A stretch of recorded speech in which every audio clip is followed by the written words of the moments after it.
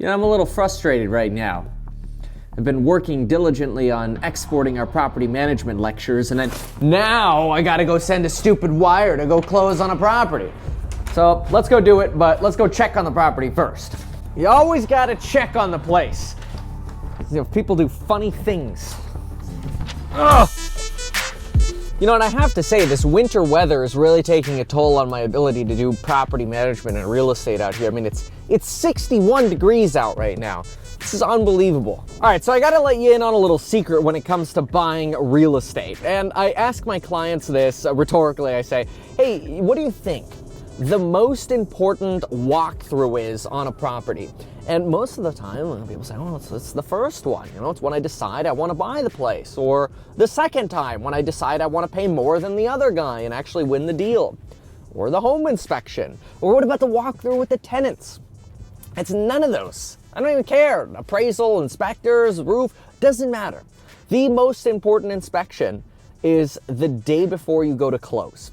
Because for some reason, anytime sellers say they're gonna do repairs, they just happen never to always get done correctly, or damage happens from the people moving out, moving the refrigerator line, and it's a mess in my trunk, I know. I can't tell you how many times I've walked through a property the day before closing and I'm walking into water, the water heater has exploded, the refrigerator line's leaked, or, you know what, my favorite one is when you walk through and you're like, huh, everything seems too perfect. And then you start looking a little closer and you start realizing, huh, there was a water leak and the sellers mopped it up and didn't want to tell you about it, except now all the flooring's warped when you look at a certain angle. It's like, ugh, real estate sometimes. So anyway, very, very important to take that final walkthrough really seriously, because think about it this way.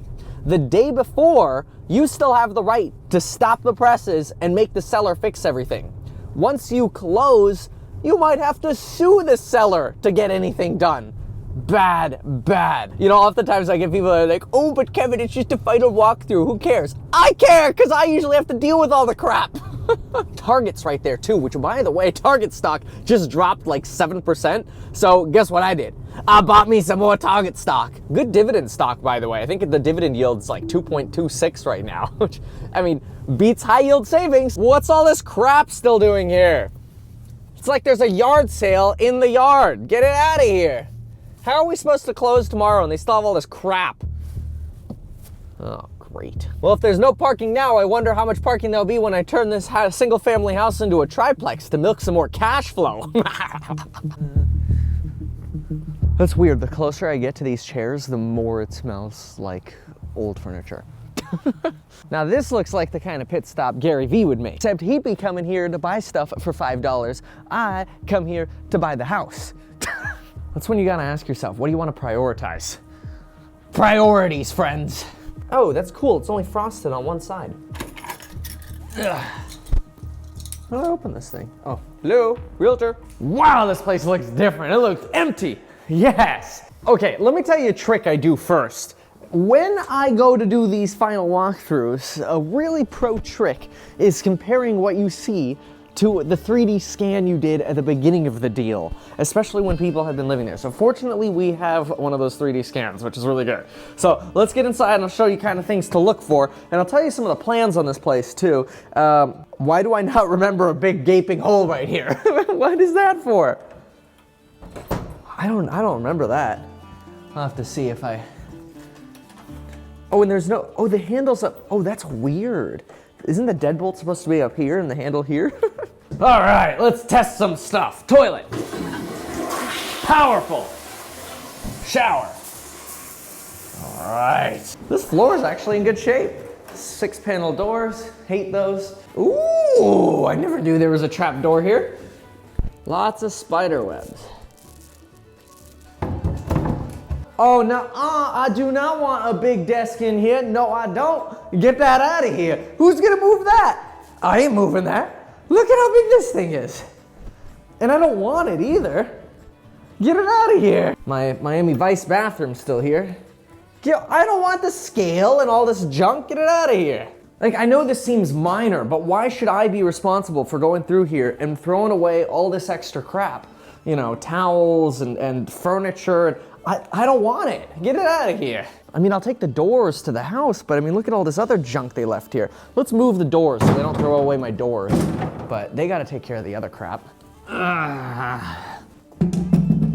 I almost went to go put these down right here, but I've made that mistake before, only to open the garage, and then the garage just knocks over what you put in front of it. So pay attention to where the track is. Learn from experienced people like me, who've screwed it all up before. Why? This is exactly why, if you're considering yourself, wow, do I want to join Kevin's real estate investing course or property management course or finance course? Well, in my opinion, the best person to learn from is not from somebody who was born rich or only shows their successes. The best person to learn from is somebody who shows how they went from nothing through hardship and actually made it. Welcome, San Francisco. I'm really excited to be here. I actually, right before I came here, I went down to the Chinatown to get breakfast, because I hate to say, but I do like saving money, and it was like a $35 breakfast here, and it was like $10 over there, and it was really good. But I'll tell you, when I was there, I'm sitting there eating the really good omelet they made, and I'm drinking my coffee, kind of reviewing my notes about what we're gonna talk about today. I'm gonna answer a lot of your questions too, we'll talk about that. And every time I look up, the entire restaurant of people are looking at me.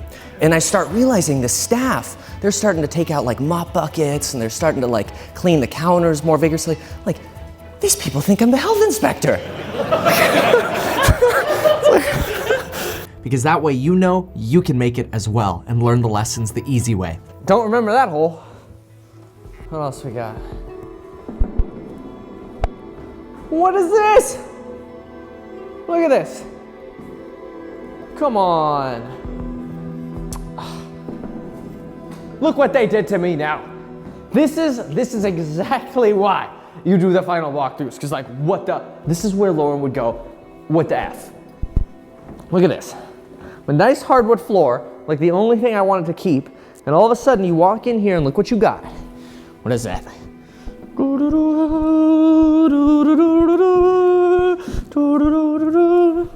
Ooh, that's a nice one too.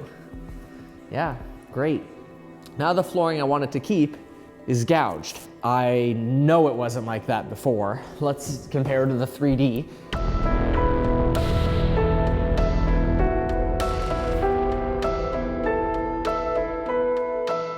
Obviously, whatever they had here, they just kind of... Oh, gonna make them fix that. By the way, at the end of this video, you'll see what the seller's solution was for this. Let me know what you think. This is when you know you're an advanced builder. You take a screwdriver to unlock the deadbolt. Wait, did they take my barbecue or did they leave it? Oh no, they left my barbecue. Barbecue got moved though. I kind of want them to take the barbecue. And all this, I mean, like, I appreciate the thought of giving me donations here, but I'm sorry, I don't want to have to deal with it. And I mean, I don't want to come across as like a bum, but this is their job to get rid of. That's their obligation in the deal. My obligation in the deal is to bring money and pay for the house. I'm holding up my end of the deal. Why aren't they holding up their end? Look at all these pots. Ooh, are those secateurs? These are actually quite expensive. Oh, they left me a refrigerator.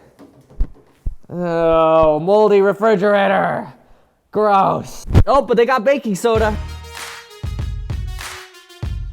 You want to see earthquake safety? It's a lesson in earthquake safety. You know, water heaters are supposed to be braced and strapped so in an earthquake they don't shake. Watch. It's probably not good for the plumbing. Oh look, they put graph paper in the drawers. Okay, so now let's talk a little bit about the triplex. See, in California, you can now turn a single family house into a 3-unit property. I'm still working out the details for this. In fact, if you want insight on this, I've got like a totally free mailing list link down below, the MetKevin link /ADU or whatever it is. So you're welcome to join that. You can unsub at any time. But anyway, the point is, I'm trying to get to the bottom of how realistic it is to turn a house like this into 3 units. I know you can rent out the main part.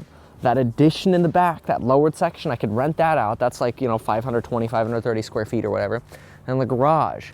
Unfortunately, the garage isn't exactly 20 by 20 on the inside. It's only like 19 by 19, which doesn't sound like a big difference, but it kind of is, because now it's only like 360 square feet, although it does have a separate entrance. And I guess once you get rid of these dumpsters, you'll have some parking again. Now, the pro is the cash flow on the deal would almost double, which is really cool. But the con is, you know, you're taking a single family house and turning it into a triplex, which means more traffic. I don't know if the neighbors are gonna be too happy. And there's also the downside that it's gonna cost money to actually do that, right? You gotta jackhammer up the concrete and put in sewer lines and new water heaters and electrical panels and stuff.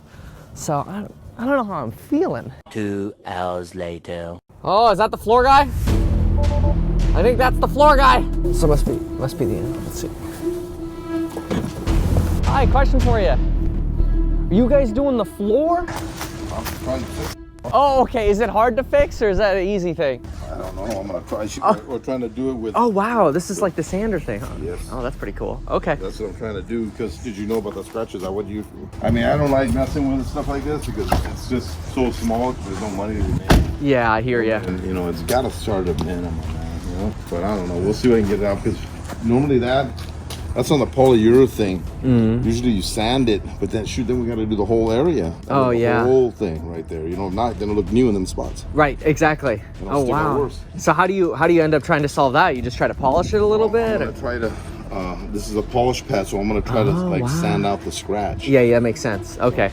We'll see. And we'll see what happens. All right. Well, good luck, guys. There's a real high-end lock here. Now, after initially talking about the floor, I wanted to break the ice a little bit more since I didn't know this person and just talk about some other things. Then I'll show you how the flooring ended up after his work. I did one of these in gray. Oh, yeah? You know, everybody likes gray now? Yeah. So the walls are like a silver. Nice, I okay. did these a dark green. Oh, It look good? nice. Okay. Until I did it. And then it's like, oh. Well, and so many people come in and they tear this stuff out, and then you do it, and it's like, oh man, it actually starts looking good. These cabinets aren't bad. They're solid. Solid wood, right? Yeah. These and a lot of people won't do it tear out right away. Yeah. Expensive cabinets. No, I know. It adds up. I suggest is just put a new one. Get a new butcher block or something. Well, I think a lot of people, they come, they look, and they go, oh, a cabinet's like $150. It's going to be cheap to redo the kitchen. They start tearing it all out, and then it's like, oh my gosh, 20 grand later. Yes. You know? Cabinets is, to me, the most overpriced thing there is. It gets ridiculous. You start doing drawers, $400 a cabinet. It's stupid, man. Good luck, man. All right, well, hey, nice to meet you, all right? Really good. Thank you, totally. Hey, how you doing? Good, you as well. Well, I'm actually really glad that I came to talk to the person who's coming to fix the floor, because you know what sellers like to do in a situation like this is they'll go meet somebody like the floor person, and then the floor person will go, I don't know, I'll charge you $100 to fix it, but I don't know if it's gonna fix it good. And then the sellers try to go, hey, Kevin, what do you think if we just give you $100? If we give you the $100, you can hire him and take care of it. But then I'm stuck with the, I don't know if it's gonna look good. I'm gonna have to redo all the flooring. Mr. Seller, y'all did the damage. You all fix it. And if you gotta refinish all the flooring, that's your fault. You shouldn't have scratched the floor. No, I'd rather go out there and go find some more deals. I don't know about you, but I need a Starbucks after all that. Starbucks quad espresso, the only thing missing are some AirPod Pros.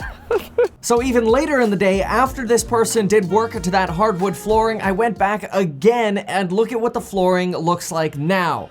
It looks worse than it did before with the gouge in it. First of all, imagine if I had taken the seller's offer of, oh, here's $100, you just go sand it. Great, then I would have been left with this crap. Well, now they think, oh, well, you were gonna remodel the place anyway. Fixing the floor shouldn't be our problem. You do it in your remodel. And I'm like, no, you guys shouldn't have scratched the floor. I was gonna keep. And even if I didn't want to keep the floor, you can't scratch my stuff and expect me to still pay for it.